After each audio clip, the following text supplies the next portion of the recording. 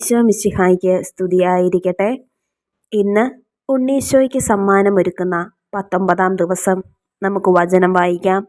വിശുദ്ധ യോഹന്നാൻ എഴുതിയ സുവിശേഷം 3-ാം അധ്യായം 31 മുതലുള്ള വാക്യങ്ങൾ. ഉന്നതത്തിൽ നിന്ന് വരുന്നവൻ എല്ലാവർക്കും ഉപരിയാണ്. ഭൂമിയിൽ നിന്നുള്ളവൻ ഭൂമിയുടേതാണ്. അവൻ ഭൗമിക കാര്യങ്ങൾ സംസാരിക്കുകയും ചെയ്യുന്നു. സ്വർഗത്തിൽ നിന്ന് വരുന്നവൻ എല്ലാവർക്കും ഉപരിയാണ്.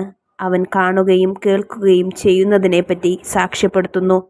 എങ്കിലും അവൻ്റെ സാക്ഷ്യം ആരും സ്വീകരിക്കുന്നില്ല. അവൻ്റെ സാക്ഷ്യം സ്വീകരിക്കുന്നവൻ ദൈവം സത്യവാനാണ് എന്നതിന് മുദ്ര വയ്ക്കുന്നു. ദൈവം അയച്ചവൻ ദൈവത്തിൻ്റെ വാക്കുകൾ സംസാരിക്കുന്നു. ദൈവം അളന്നല്ല ആത്മാവിനെ കൊടുക്കുന്നത്. പിതാവ് പുത്രനെ സ്നേഹിക്കുന്നു. എല്ലാം അവൻ്റെ കൈകളിൽ ഏൽപ്പിച്ചിരിക്കുന്നു. പുത്രനിൽ വിശ്വസിക്കുന്നവന് നിത്യജീവൻ ലഭിക്കുന്നു. എന്നാൽ പുത്രനെ അനുസരിക്കാത്തവൻ ജീവൻ ദർശിക്കുകയില്ല. ദൈവകോപം അവൻ്റെ മേലുണ്ട്. സുകൃതജപം. ഉണ്ണീശോയെ, അവിടുത്തെ മാധുര്യം എനിക്ക് തരണമേ. ഉണ്ണീശോയെ, അവിടുത്തെ മാധുര്യം എനിക്ക് തരണമേ. ഉണ്ണീശോയെ, അവിടുത്തെ മാധുര്യം എനിക്ക് തരണമേ.